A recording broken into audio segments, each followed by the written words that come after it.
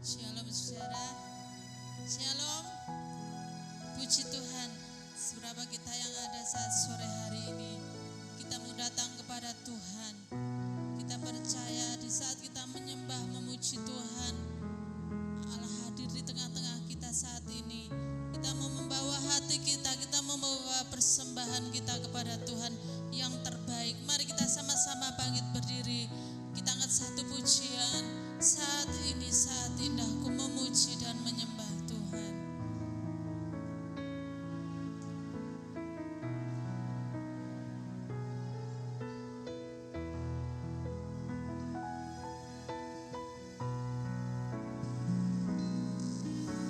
Saat ini saat indah ku memuji dan menyembah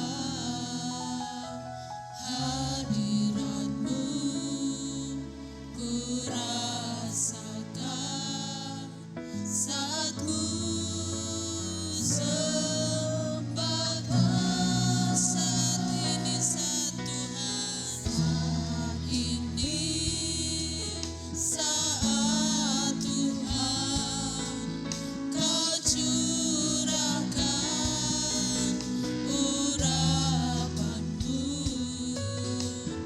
hadirat-Mu, ku rasakan saat ku sembah Kau. Saat ini saat indah ku memuji. Saat ini saat yang sangat terindah, saat kita mau datang kepada Tuhan. Kita percaya Allah hadir di atas puji-pujian umat-Nya. Haleluya. Saat ku sembah Kau, saat ini Tuhan. Haleluya. Saat Tuhan, Kau curahkan urapan-Mu,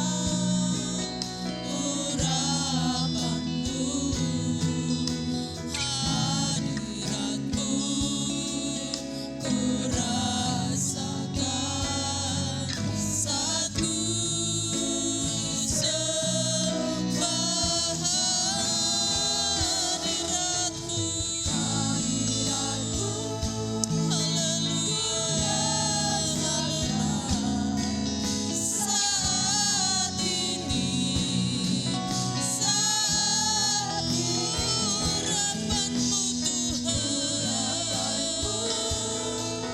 ku rasakan saat aku menyembah Kau Tuhan, hadirat-Mu, haleluya, haleluya.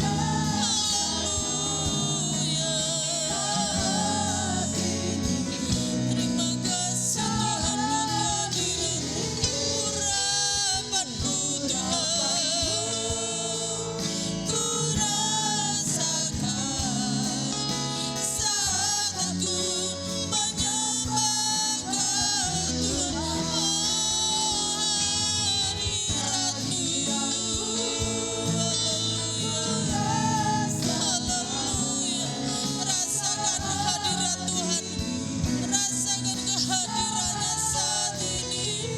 Lawat setiap kami Tuhan, ku rasakan saat aku sekali lagi katakan hadirat-Mu Tuhan, haleluya, haleluya. Terima kasih Tuhan. Saat ini urapan-Mu ku rasakan saat aku menyembah Kau Tuhan, saat aku menyembah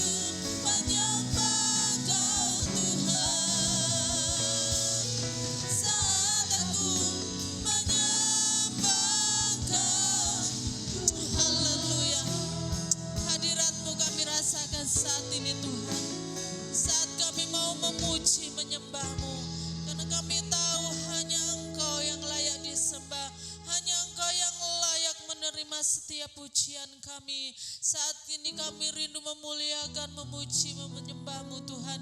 Engkau hadir di tengah-tengah ibadah kami. Engkau ada di tengah-tengah kami saat ini Tuhan. Kami mau memberikan yang terbaik. Kami mau memuliakan nama-Mu dengan sepenuh kekuatan hati kami, pikiran kami, seluruh kehidupan kami Tuhan. Terpujilah nama-Mu, urapan-Mu atas setiap kami, jemaat-Mu, kami pelayan-pelayan-Mu saat sore hari ini. Kami memulaikan ibadah kami saat ini. Kami mau menyembah Engkau. Di dalam nama Tuhan Yesus Kristus kami sudah berdoa. Haleluya, amin. Puji Tuhan, silakan duduk. Puji Tuhan kalau kita boleh dipertemukan saat ini. Kita tahu semua ini karena kebaikan Tuhan. Kita tahu ini semua karena kemurahan Tuhan. Sebab itu kita mau saling mendoakan, menyembuhkan satu dengan yang lain. Puji Tuhan, kita bertemu lagi untuk memuji Tuhan. Haleluya, kita akan pujian ini. Haleluya.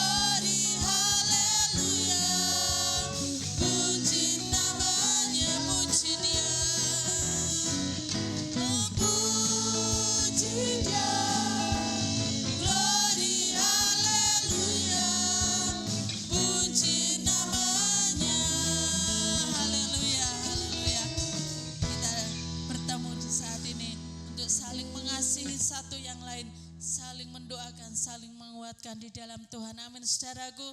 Puji Tuhan, kita mau terus gandol Gusti rina wengi gandol Gusti. Angkat pujian ini gandol Gusti. Mari sama-sama bangkit berdiri. Gandol Gusti, gandol Gusti. Haleluya.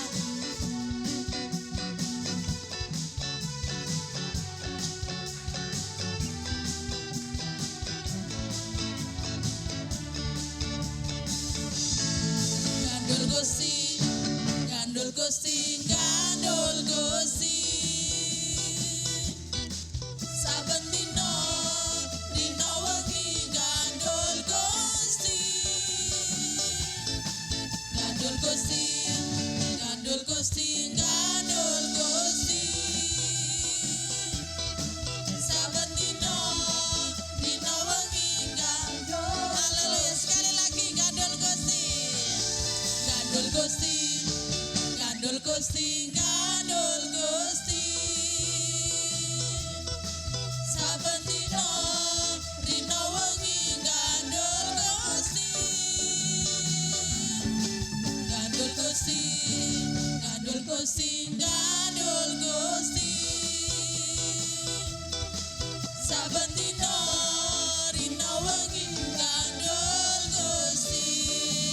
Kula mung pracaya, haleluya. Ora bakal cilaka, nanging uripku mulya selaminya. Atiku rasa seneng, atiku rasa tenang. Saben dino kula nggih dan sekali lagi gandol Gusti, haleluya. Gandol Gusti, gandol Gusti, gandol Gusti, amin, haleluya. Rina wengi, rina wengi gandol Gusti. Gandol Gusti, gandol Gusti, gandol Gusti. Saben dino dino wengi gandol Gusti. Kula mung pracaya Gusti, haleluya. Pracaya ora bakal cilaka, nanging uripku mulya selaminya. Atiku ayem tentrem, atiku rasa seneng. Saben dino kula nggih gandol Gusti. Kula mung pracaya, amin, haleluya. Ora bakal cilaka, nanging uripku mulya selaminya. Atiku ayem tentrem, atiku rasa seneng. Saben dino kula nggih gandol Gusti. Saben dino kula nggih gandol Gusti. Saben dino kula nggih gandol Gusti. Gandol Gusti. Haleluya, pujian ini biarlah membawa kita untuk senantiasa apapun keadaan kita mau terus gandol Gusti saben dino rina wengi, karena kita percaya Tuhan tidak pernah mengecewakan setiap orang-orang yang mau berharap senantiasa kepadanya. Puji Tuhan, kita mau siapkan hati kita mau terima kebenaran firman Tuhan. Kita mau biarlah kita mau membuka hati kita minta supaya Tuhan menyingkapkan setiap kebenaran firman-Nya dalam setiap kehidupan kita. Kami berkumpul Tuhan untuk memuji-Mu, kami berkumpul untuk menyembah-Mu. Haleluya Yesus. Berkumpul untuk memuji-Mu.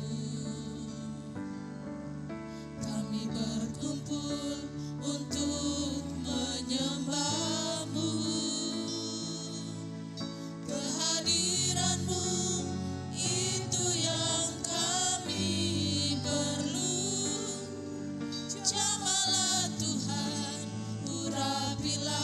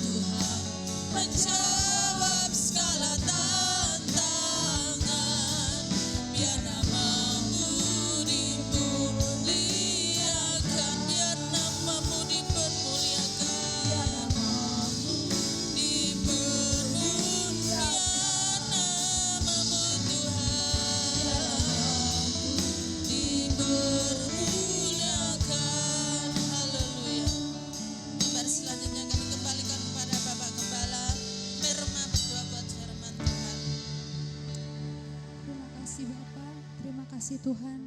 Ini yang menjadi pujian kami Bapa. Ketika kami menyerahkan kehidupan kami kepadamu Tuhan, kami menyembah Engkau, kami memuji Engkau, dan kami mempermuliakan nama-Mu. Terima kasih Tuhan, biarkan apa yang kami persembahkan di hadapan-Mu pada saat sore hari ini boleh berkenan kepadamu. Tiba saatnya untuk kehidupan kami sementara menerima setiap firman Tuhan. Bukalah firman-Mu Bapa lewat hamba-Mu yang sementara akan menyampaikan kebenaran firman Tuhan.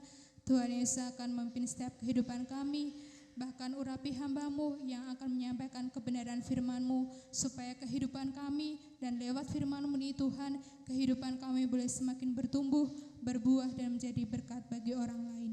Terima kasih Tuhan, ini hati kami mau siapkan dan untuk kemuliaan nama-Mu saja. Hanya di dalam nama Tuhan Yesus Kristus kami berdoa dan mengucap syukur. Haleluya, amin. Haleluya, puji Tuhan, shalom. Selamat sore, selamat berjumpa dan salam sejahtera dalam kasih Tuhan Yesus Kristus. Kiranya Tuhan memberkati kita semua. Mari kita persiapkan hati untuk menerima kebenaran firman agar saudara dan saya bisa mendapatkan berkat-berkat rohani dari Tuhan.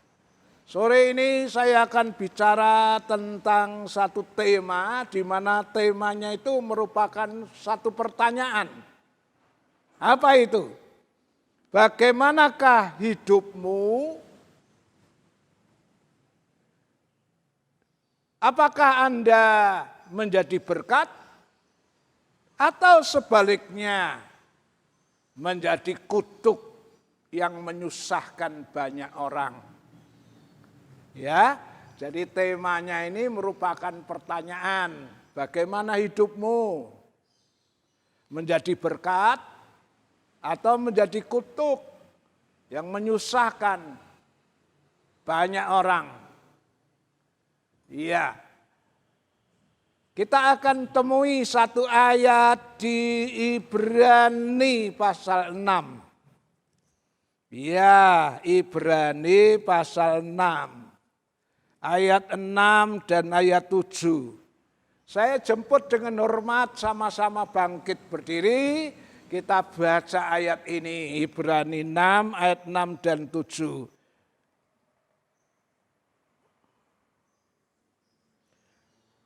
Ibrani pasal 6 ayat 7 dan ayat 8.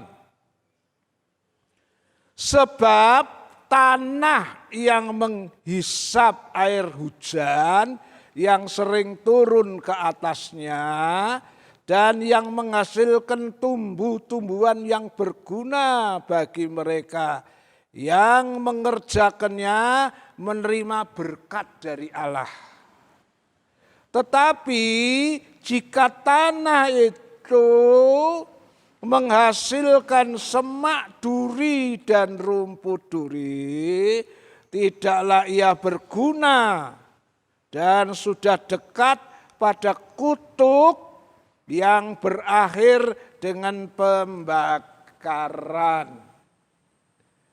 Ayat ini membahas tentang tanah yang sebagian jadi berkat, sebagian jadi kutuk. Sama-sama tanah, sama-sama mendapat air hujan, tapi sebagian mendatangkan berkat, mengeluarkan hasil yang berguna bagi manusia. Sementara sebagian dari tanah itu menghasilkan rumput duri, tidak berguna, dekat pada kutuk yang berakhir dengan pembakaran. Bicara tentang tanah itu menggambarkan kehidupan manusia. Dasarnya apa kalau tanah itu menggambarkan kehidupan manusia? Karena manusia itu diciptakan dari tanah. Jadi banyak kali dalam Alkitab ketika kita jumpai tanah itu gambaran dari kehidupan manusia. Nah, melalui Ibrani ini mendapat lukisan gambaran tentang sebidang tanah. yang sama-sama mendapat air hujan. Berkat dari Tuhan. Ya, tapi yang sebagian menghasilkan tumbuh-tumbuhan yang berguna, mendatangkan berkat bagi manusia. Sementara yang sebagian lagi menghasilkan rumput duri. Ya, rumput duri, semak duri yang tidak berguna dan sudah dekat dengan kutuk yang berakhir kepada kebinasaan. Nah, jadi sesuai dengan tema firman, bagaimana hidupmu sama-sama dipelihara oleh Tuhan, diberi nafas, diberi rezeki, diberi kehidupan. Pertanyaannya adalah, bagaimana hidupmu? Sudah dipelihara, dijamin, diselamatkan, bagaimana hidupmu? Jadi berkat atau jadi kutuk? Berkat dan kutuk itu bukan takdir, saudara. Berkat dan kutuk itu pilihan. Itulah sebabnya melalui firman Tuhan, Tuhan ingin ngajak kita mawas diri. Bagaimana dengan hidupmu? Apakah sudah jadi berkat atau sebaliknya menjadi kutuk? Ya, di dalam Kejadian pasal 12 kita melihat tentang riwayat kehidupan Bapak Abraham. Bapak Abraham dipanggil untuk menjadi berkat. Coba kita baca Kejadian 12 ayat 1 sampai 4. Kejadian 12 ayat 1 sampai 4. Berfirmanlah Tuhan kepada Abram, pergilah dari negerimu dan dari sanak saudaramu dan dari rumah bapamu ini ke negeri yang akan kutunjukkan kepadamu. Aku akan membuat engkau menjadi bangsa yang besar dan memberkati engkau serta membuat namamu masyhur dan engkau akan menjadi berkat. Dan engkau akan menjadi berkat. Aku akan memberkati orang-orang yang memberkati engkau dan mengutuk orang-orang yang mengutuk engkau, dan olehmu semua kaum di muka bumi akan mendapat berkat. Lalu pergilah Abram seperti yang difirmankan Tuhan kepadanya, dan Lot pun ikut bersama-sama dengan dia. Abram berumur 75 tahun ketika ia berangkat dari Haran. Ya, Abraham dipanggil untuk menjadi berkat. Dan rupanya Abraham siap mempersiapkan diri untuk menjadi berkat. Buktinya apa? Abraham nurut firman Tuhan. Disuruh keluar dari Ur Kasdim untuk pergi ke satu tempat yang belum tahu arah tujuannya. Tapi yang jelas Tuhan bilang, aku mau pakai engkau jadi berkat. Nah, untuk jadi berkat, syaratnya keluar dari Ur Kasdim, keluar dari rumah bapakmu, dari kaum keluargamu. Pergi mana? Ke tempat yang akan kutunjuk kepadamu. Bukan hal yang mudah, saudara. Di Ur Kasdim sudah makmur, mapan, berada di zona nyaman. Tapi kalau mau jadi berkat disuruh keluar. Karena Ur itu daerah kafir, ya penuh dengan penyembahan berhala, khususnya daerah Ur itu adalah terkenal sekali dengan penyembahan dewa bulan. Nah, untuk jadi berkat Tuhan bilang keluar. Keluar dari zona nyaman secara daging. Pergi kemana? Ke tempat yang akan kutunjuk. Tempatnya saja belum tahu. Di sana padahal sudah makmur, sudah mapan. Tapi ini panggilan Tuhan untuk menjadi berkat. Dan Abraham milih pengen jadi berkat. Buktinya apa? Benar dia tinggalkan Ur Kasdim. Kalau dia tidak mau jadi berkat, dia bilang, Tuhan saya enggak mau. Sudah enak di sini, ngapain saya harus pergi. Tapi Abraham kepengen jadi berkat. Karena itu dia merespon panggilan Allah dengan meninggalkan Ur. Bagaimana dengan saudara dan saya sebagai orang Kristen? Orang Kristen itu statusnya anak-anak Abraham. Nah kalau Bapak Abraham memberi contoh yang positif jadi berkat, bagaimana dengan saudara dan saya? Kita ini juga dipanggil oleh Tuhan untuk jadi berkat. Apa iya? Iya, coba kita baca. Ya, Matius pasal 5 mulai ayat 13 sampai 16. Matius pasal 5 ayat 13 sampai 16. Kamu adalah garam dunia. Jika garam itu menjadi tawar, dengan apakah ia diasinkan? Tidak ada lagi gunanya selain dibuang dan diinjak orang. Kamu adalah terang dunia. Kota yang terletak di atas gunung tidak mungkin tersembunyi. Lagi pula, orang tidak menyalakan pelita lalu meletakkannya di bawah gantang, melainkan di atas kaki dian, sehingga menerangi semua orang di dalam rumah itu. Demikianlah hendaknya terangmu bercahaya di depan orang, supaya mereka melihat perbuatanmu yang baik, dan memuliakan Bapamu yang di surga. Kamu adalah garam dunia. Orang Kristen diupamakan jadi dua hal, garam dan terang. Dua-duanya itu jadi berkat. Satu, garam. Garam itu sangat berguna. Orang kalau tidak makan garam lemes. Garam itu berguna untuk masak, untuk obat.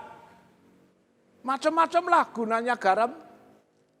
Tapi garam akan bisa berguna menjadi berkat dan manfaat kalau dia mau ajur-ajar. Ya kalau garam wungkul terus, tidak mau ajur, tidak mau ajar, dia nggak bisa jadi berkat, saudara. Kamu adalah terang dunia. Tuhan ingin hidup kita jadi terang. Hidup yang jadi terang itu menurut Matius 5:16 itu mempermuliakan Bapa yang di sorga. Hidup yang menjadi terang itu bisa menuntun orang dari dalam kegelapan. Dibawa kepada terang kebenaran firman, hidup jadi berkat. Tapi jangan lupa untuk jadi terang. Itu juga harus mengalami proses dibakar. Sumbunya harus makin berkurang. Yohanes bilang apa? Biarlah aku makin berkurang. Dan biarlah Yesus yang makin bertambah. Lah inilah tuntutan kehidupan yang bisa menjadi berkat. Sekarang kita masuk pada poin berikutnya. Apa sih keuntungannya kalau seseorang itu hidupnya bisa jadi berkat? Apa untungnya kalau hidupmu bisa jadi berkat?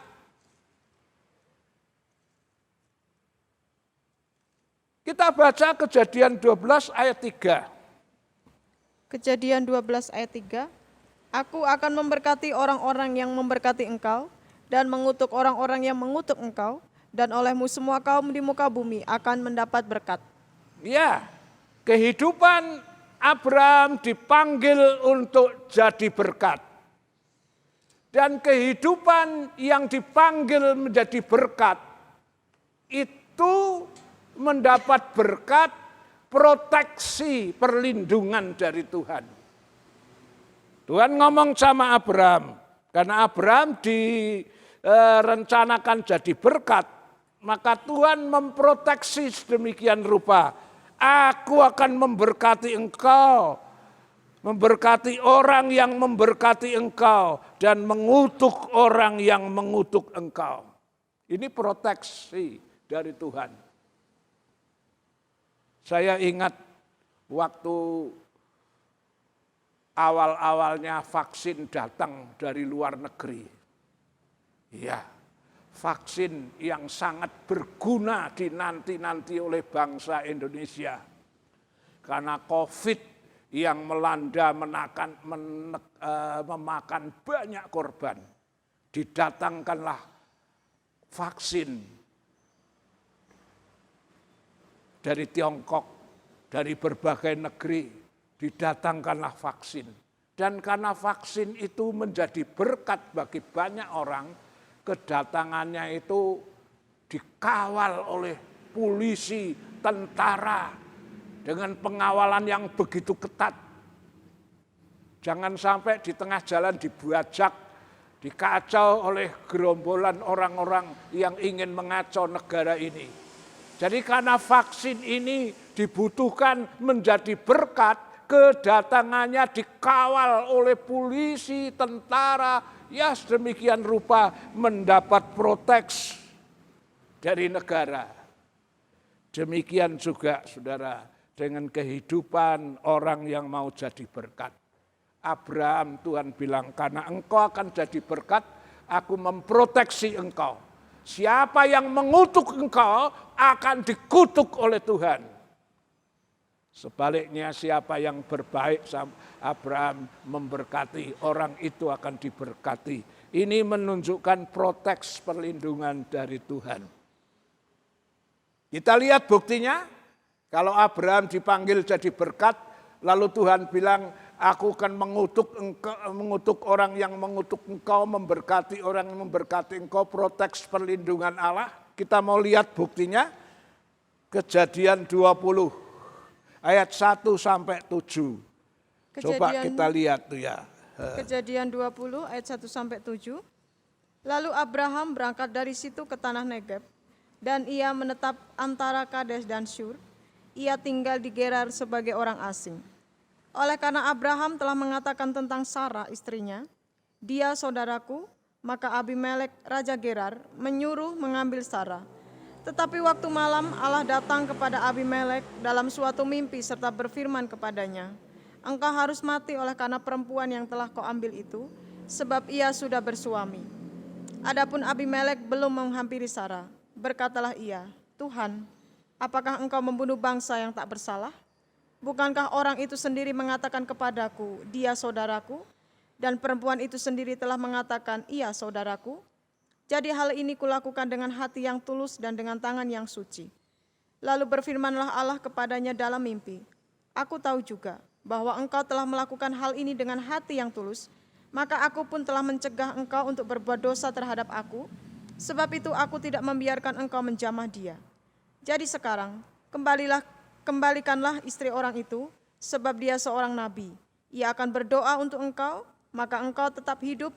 Tetapi jika engkau tidak mengembalikan dia, ketahuilah, pasti engkau pasti mati, engkau dan semua orang yang bersama-sama dengan engkau. Ya, di sini waktu Abraham berangkat dari tanah Negeb, ia menetap di Kades dan Syur. Ia tinggal di Gerar sebagai orang asing. Ia tinggal di Gerar, daerahnya Filistin, bawah pimpinan Raja Abimelek. Nah, dia ngungsi di situ karena di tanah Kanaan ada kelaparan, dia ngungsi di situ. Nah, pada saat dia ngungsi di situ, Abraham itu mikir istrinya itu cantik sekali. Dan dia khawatir kalau jangan-jangan nanti raja lihat kecantikan istrinya, lalu Abraham dibunuh, istrinya diambil. Nah, karena itu ada persekongkolan, perjanjian. Kamu ngaku saja adikku. Ya, Abraham itu kakakmu. Benar, ketemu Raja Abimelek, ditanya siapa itu perempuan itu adikku. Lah diterimalah sama Abimelek, diberi fasilitas lengkap. Nah, istrinya disuruh di tempat, mungkin kalau sekarang tempat kamar itu, Taman Kaputren atau apa gitulah tempatnya permaisuri.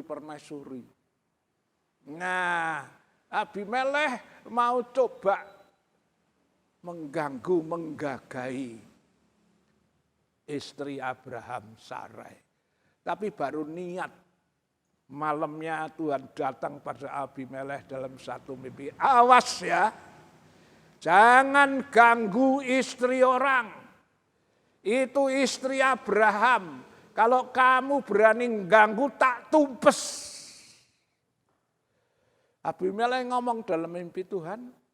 Wong dia sendiri ngomong kalau dia bukan istri adiknya. Iya, tapi dia istrinya. Nah Tuhan aku kan nggak tahu, ya karena kamu nggak tahu tak kasih tahu. Awas ya, berani ganggu istrinya, kamu tak tumpes habis. Akhirnya Abimelekh memanggil Abraham dan Sarai dikembalikan. Ini apa buktinya, ini apa artinya? Artinya Allah sangat memprotek, melindungi Abraham dan keluarganya. Karena Abraham dan keluarganya dipanggil untuk menjadi berkat.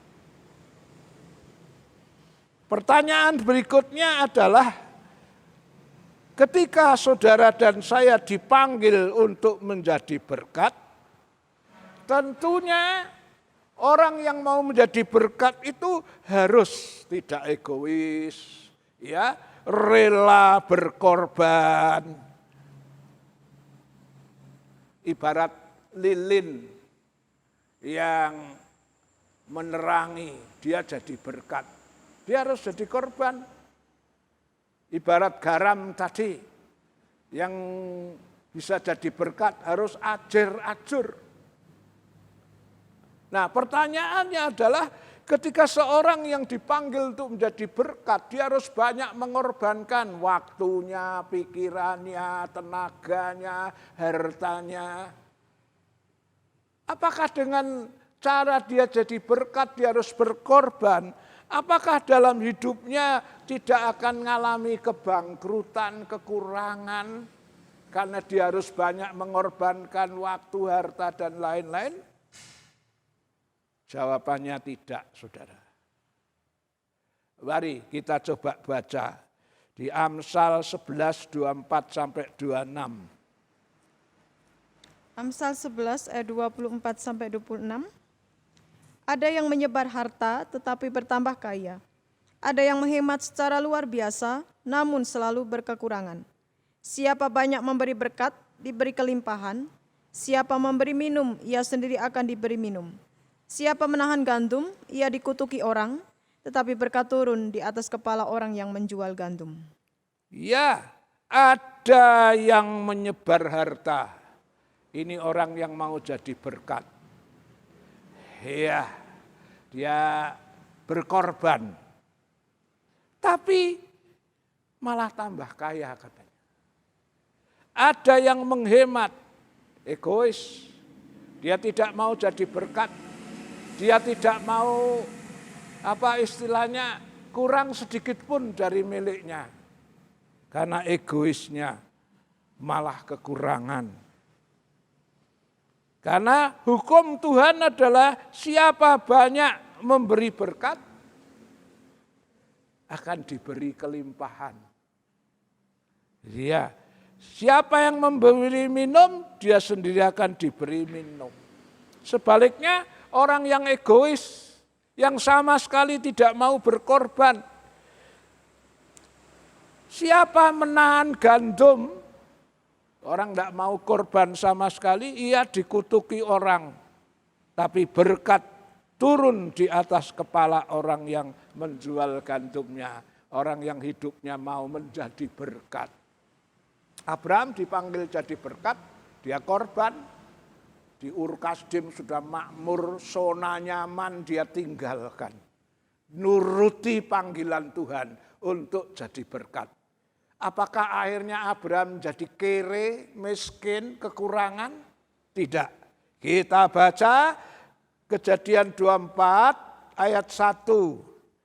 Kemudian ayat 34 dan 35. Kejadian 24 ayat 1.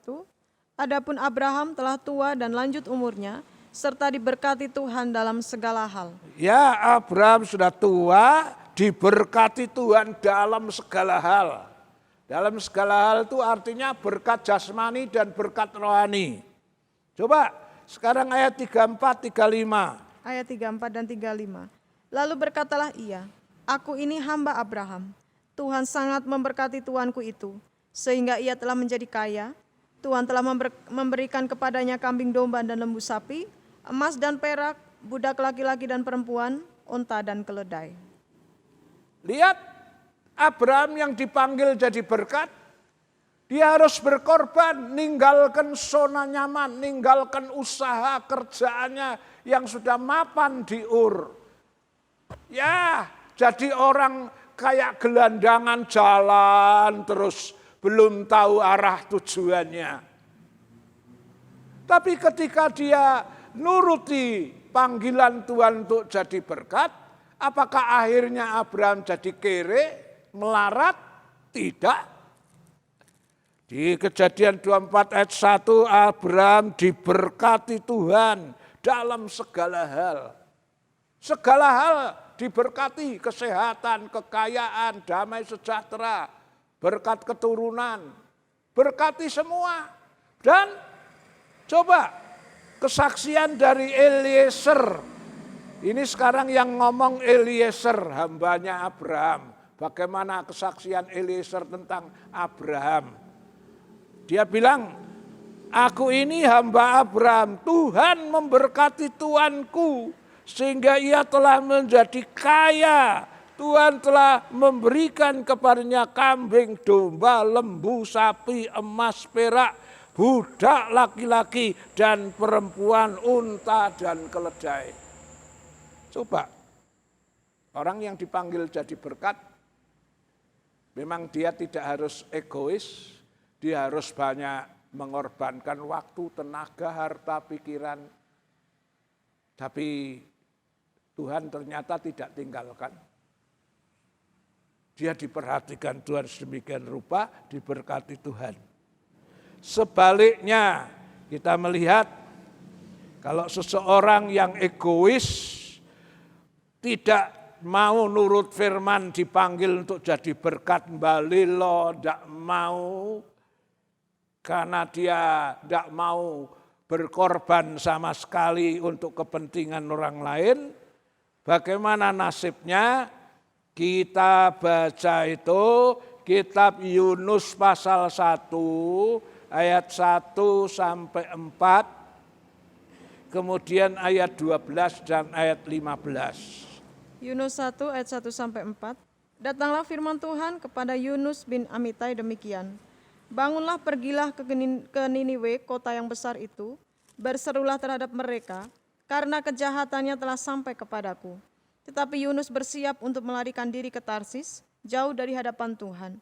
Ia pergi ke Yafo dan mendapat di sana sebuah kapal yang akan berangkat ke Tarsis. Ia membayar biaya perjalanannya, lalu naik kapal itu untuk berlayar bersama-sama dengan mereka ke Tarsis, jauh dari hadapan Tuhan. Tetapi Tuhan menurunkan angin ribut ke laut, lalu terjadilah badai besar, sehingga kapal itu hampir terpukul hancur. Coba kita perhatikan Yunus, dipanggil Tuhan menjadi berkat, jadi saksi di Niniwe. Dia nggak mau, egoisnya luar biasa. Buat apa ke Niniwe? Toh itu bangsa yang memusuhi bangsaku dari dulu. Biarin dia mampus, dibinasakan Allah. Dia malah pergi ke Tarsus. Tidak mau jadi berkat. Dia nggak mau berkorban tenaga waktunya untuk orang Niniwe. Dia pergi ke Tarsus. Apa akhirnya? Kita lihat dalam perjalanannya kapalnya diantem badai. Hampir saja hancur, tenggelam, saudara.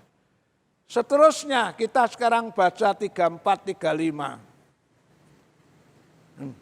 Ayat 12 sampai yang ke-15. Ya 12 sampai 15. Sahutnya kepada mereka, angkatlah aku, campakkanlah aku ke dalam laut, maka laut akan menjadi reda dan tidak menyerang kamu lagi. Sebab aku tahu bahwa karena akulah badai besar ini menyerang kamu. Lalu berdayunglah orang-orang itu dengan sekuat tenaga untuk membawa kapal itu kembali ke darat, tetapi mereka tidak sanggup, sebab laut makin bergelora menyerang mereka. Lalu berserulah mereka kepada Tuhan, katanya, "Ya Tuhan, janganlah kiranya Engkau biarkan kami binasa karena nyawa orang ini, dan janganlah Engkau tanggungkan kepada kami darah orang yang tidak bersalah, sebab Engkau, Tuhan, telah berbuat seperti yang Kau kehendaki." Kemudian mereka mengangkat Yunus, lalu mencampakkannya ke dalam laut, dan laut berhenti mengamuk. Ya, orang yang egois, Dipanggil jadi berkat gak mau, melarikan diri, dia pergi ke Tarsus, apa yang terjadi? Kapalnya diantem badai, dan singkat cerita semua sudah diusahakan, muatan dibuang masih terus diantem badai, dan ketika dibuang undi, jatuhlah ke tangan Yunus, dan Yunus mengaku, saya ini seorang Ibrani, saya ini hamba Tuhan, tapi hamba Tuhan yang bandel, hamba Tuhan yang tidak mau taat, dipanggil untuk menjadi berkat di Niniwe, saya enggak mau, saya melarikan ke Tarsis. Nah, badai ini akan tenang kalau aku dibuang ke laut. Terpaksa Yunus dicampakkan ke laut. Seandainya Tuhan tidak berkemurahan, Yunus mati tenggelam di laut. Inilah contoh dari kehidupan orang yang egois, yang tidak mau jadi berkat. Hampir saja dia dibinasakan Allah kalau Allah tidak berkemurahan. Tapi di dasar laut Yunus berdoa minta ampun, dan akhirnya Tuhan angkat lagi Yunus melalui seekor ikan yang menelannya dan memuntahkan ke darat. Iya, jadi orang yang mau jadi berkat memang dia harus banyak berkorban. Tapi Tuhan janji tidak bakal bangkrut, kere dan melarat, tidak. Tuhan justru akan memberkati. Luar biasa. Orang yang mau jadi berkat, kehidupannya mendapat proteks, perlindungan dari Tuhan. Kita lihat sekarang tentang Rasul Paulus. Paulus ini juga dipanggil untuk jadi berkat, saudara. Karena Tuhan memanggil Paulus untuk menjadi alat yang terpilih, menjadi saksi di antara orang-orang kafir dan para raja. Ketika dia dipanggil untuk menjadi berkat, hidupnya diproteks perlindungan Tuhan luar biasa. Ya, kalau kita ambil perbandingan, sama-sama mengalami badai. Si Paulus ini juga mengalami badai, perahunya hampir tenggelam, bahkan sudah mengalami perahunya pecah. Tapi kalau orang yang dipanggil untuk jadi berkat dan taat sama firman, di tengah badai pun Tuhan menyelamatkan. Kisah Rasul 27 ayat 24, tolong dibaca. Kisah Rasul 27 ayat 24. Dan ia berkata, jangan takut Paulus, engkau harus menghadap Kaisar, dan sesungguhnya oleh karunia Allah, maka semua orang yang ada bersama-sama dengan engkau di kapal ini akan selamat karena engkau. Ya, ini kan ceritanya Paulus karena pemberitaan firman ditangkap, dan di daerah situ dia mendapatkan perlakuan yang tidak adil, dan si Paulus naik banding pengadilan Kaisar. Karena Paulus bilang, aku ini orang Roma, masa akan dijatuhi hukum dengan seenaknya. Saya naik banding. Nah, karena naik banding dibawa ke Italia, ke Roma sana untuk menghadap Kaisar. Di tengah jalan perahunya diantem badai. Iya. Dan pada akhirnya perahunya itu mengalami pecah. Sama-sama mengalami badai. Tetapi kalau orang yang hidupnya taat sama firman, dipanggil jadi berkat, di tengah-tengah badai Tuhan menyertai, kapal boleh pecah, tapi Tuhan bilang kamu akan selamat. Itu tadi ayat yang sudah dibaca tadi, Kisah Rasul 27 tadi, ayat 24. Ia berkata, jangan takut Paulus, engkau harus menghadap Kaisar. Karena nantinya ketika menghadap Kaisar, Paulus menjadi saksi kepada Kaisar. Seperti nubuatannya ketika dipanggil dia menjadi alat terpilih untuk orang-orang kafir dan kepada raja-raja pembesar. Nah ini akhirnya Paulus naik banding ini akhirnya ketemu kaisar nanti. Dan ketika dia ketemu kaisar dia menjadi saksi. Nah dalam perjalanan mengalami badai besar bahkan kapalnya pecah. Tapi Tuhan bilang jangan takut, engkau harus menghadap kaisar, artinya akan selamat. Dan sesungguhnya oleh karunia Allah, maka semua orang yang ada bersama dengan engkau di kapal ini akan selamat karena engkau. Justru kehadiran Paulus ini jadi berkat. Coba kapal itu tidak ada Paulus ketika pecah mati semua. Tuhan bilang semua penumpang kapal itu akan selamat karena engkau. Inilah hidup yang jadi berkat. Ya, beda dengan Yunus. Kapal yang tadinya enak-enak berlayar tenang karena ada Yunus yang bandel, balilo, tidak mau taat, egois, tidak mau jadi berkat. Kapalnya diantem ombak dan hampir tenggelam. Semuanya bisa binasa kalau Yunus tetap berada di kapal itu. Karena si Yunus pembawa malapetaka, karena dia orang yang tidak mau taat. Jadi kehidupan orang yang tidak mau taat, itu justru mendatangkan malapetaka. Nah itulah sebabnya melalui firman Tuhan sore ini, mari kita koreksi diri kita. Sudahkah hidupmu jadi berkat atau sebaliknya jadi kutuk? Tuhan memanggil kita hidup ini supaya jadi berkat. Nah terakhir kita lihat dalam firman Tuhan tentang syarat hidup menjadi berkat. Itu syaratnya apa supaya hidup jadi berkat? Syarat untuk jadi berkat satu, kita harus taat sama firman. Kayak Abraham dipanggil, sudah mapan di sana, dia taat sama firman. Kedua, orang yang mau hidup jadi berkat tidak boleh egois. Abraham egois ya nggak mau loh, tinggalkan Ur wong wis mapan di situ. Tidak boleh egois.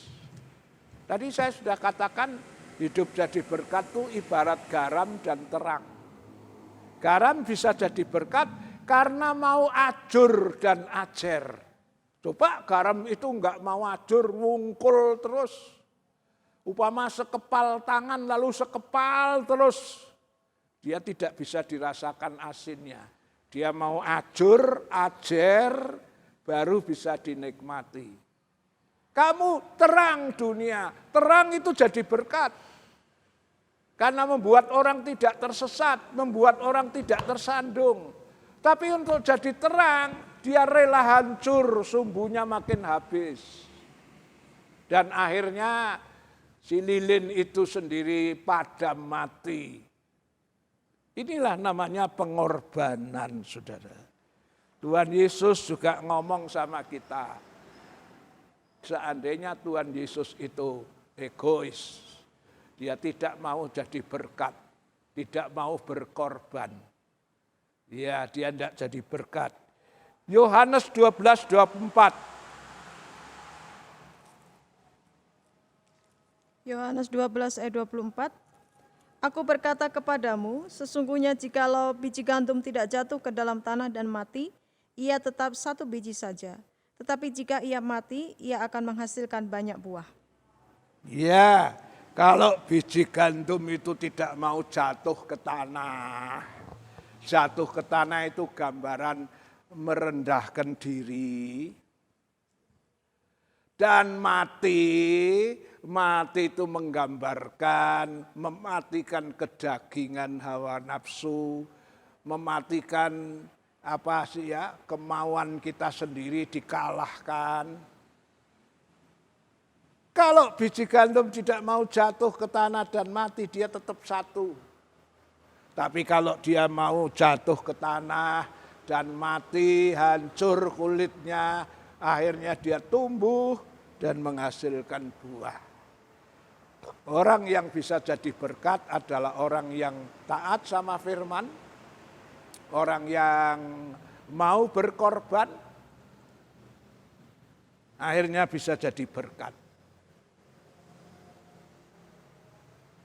Tapi sebagaimana Tuhan Yesus, kehidupannya yang mau hancur, mau mati, akhirnya luar biasa. Setelah dia jadi berkat, dia juga diberi kedudukan yang tinggi sama Tuhan. Filipi 2, 8-11. Filipi 2, 8-11. Dan dalam keadaan sebagai manusia, ia telah merendahkan dirinya dan taat sampai mati, bahkan sampai mati di kayu salib. Itulah sebabnya Allah sangat meninggikan dia dan mengaruniakan kepadanya nama di atas segala nama, supaya dalam nama Yesus bertekuk lutut segala yang ada di langit dan yang ada di atas bumi dan yang ada di bawah bumi, dan segala lidah mengaku Yesus Kristus adalah Tuhan bagi kemuliaan Allah Bapa. Dia mau merendahkan diri, taat sampai mati di kayu salib, karena pengen jadi berkat. Terus akhirnya Allah sangat meninggikan dia. Orang yang mau dipakai Tuhan jadi berkat, akhirnya dimuliakan oleh Tuhan, diangkat. Diberi nama di atas segala nama. Semua lutut akan berlutut. Lidah mengaku Yesus adalah Tuhan. Bagaimana dengan hidup Anda? Sudahkah Anda hidup menjadi berkat? Atau sebaliknya, hidupmu mendatangkan malapetaka, kerugian buat orang lain? Bertobatlah. Katakan, Tuhan, aku ini hamba-Mu. Aku berserah kepadamu, bentuklah aku, supaya hidupku bisa menjadi berkat. Buatlah jalanmu dalam saya, Tuhan penjunan ku tanah liat, biar kau kerjakan turut maumu, ku tunggu diam di kakimu. Tuhan, aku ini hanya tanah liat. Aku rela dibentuk oleh tangan-Mu supaya hidupku menjadi perkakas yang berguna, yang dapat mempermuliakan nama-Mu. Memang untuk menjadi berkat, orang harus taat. Untuk jadi berkat, orang harus berkorban. Untuk jadi berkat, orang harus tinggalkan egoisnya itu. Tapi aku lihat dalam Alkitab, Tuhan sangat memproteksi, Tuhan sangat melindungi dan memberkati orang-orang yang mau jadi berkat. Pada akhirnya dia dipermuliakan oleh Tuhan. Terima kasih kalau dulu-dulu kami belum jadi berkat. Sekarang Tuhan, bagaikan tanah liat yang pasrah ke tangan penjunan. Aku mau serahkan segenap hidupku. Pakailah Tuhan, supaya aku bisa jadi berkat untuk kemuliaan nama-Mu. Dalam nama Tuhan Yesus, sebentar kami terima perjamuan suci, sucikan hati pikiran dan layakkan kami, agar menghargai, percaya supaya perjamuan suci datangkan berkat atas hidup. Dalam nama Tuhan Yesus Kristus. Saudara, sebentar kita terima perjamuan suci. Iya, perjamuan suci memang secara kasat meripat terdiri dari sepotong roti, seteguk anggur. Tapi Alkitab itu sendiri mengatakan bahwa roti yang sudah diberkati itu adalah tubuh Yesus. Sementara anggur yang diberkati itu darah Yesus. Terima dengan percaya, maka apapun masalah persoalan hidupmu, Tuhan akan menolong. Saya akan bacakan dulu ayat untuk perjamuan suci, yaitu di Matius 26. Matius 26 ayatnya mulai ayat 26.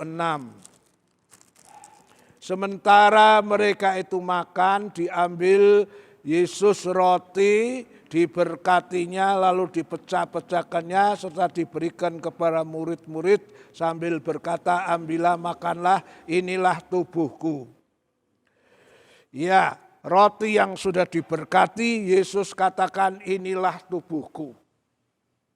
Roti yang diberkati bukan lagi roti, tapi itu tubuh Yesus. Tubuh Yesus satu dipecah jadi banyak, tujuannya supaya kita yang terpecah oleh perbedaan suku, bangsa, dan bahasa. Ketika kita menerima tubuh Tuhan, kita dipersatukan, kita menjadi satu dengan Tuhan untuk dibangkitkan. Dalam nama Bapa, Putra, dan Roh Kudus, dalam nama Tuhan Yesus Kristus, kita makan tubuh Tuhan, dalam nama Tuhan Yesus.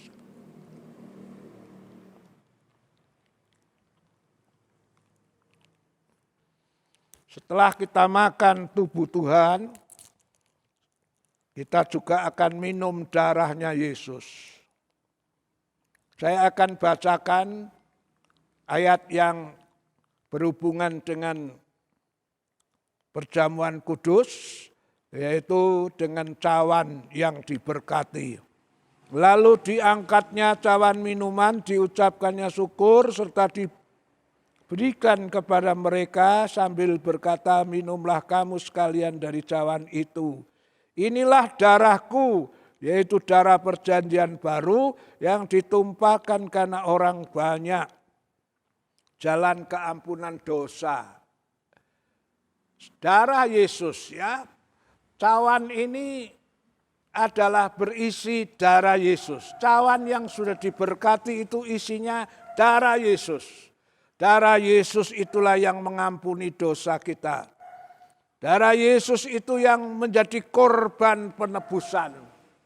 Itulah sebabnya sebelum kau minum, hening sejenak, kau minta ampun atas segala pelanggaranmu.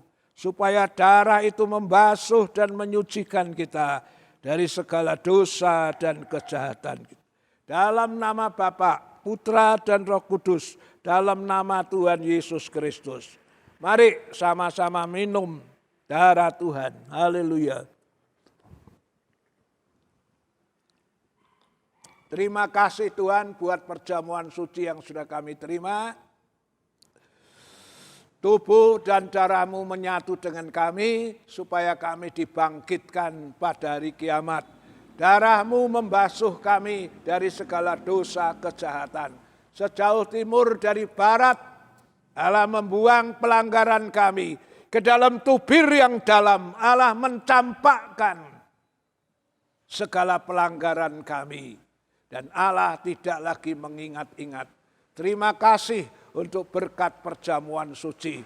Terima kasih untuk berkat firman Tuhan. Terpujilah nama-Mu. Dalam nama Tuhan Yesus Kristus.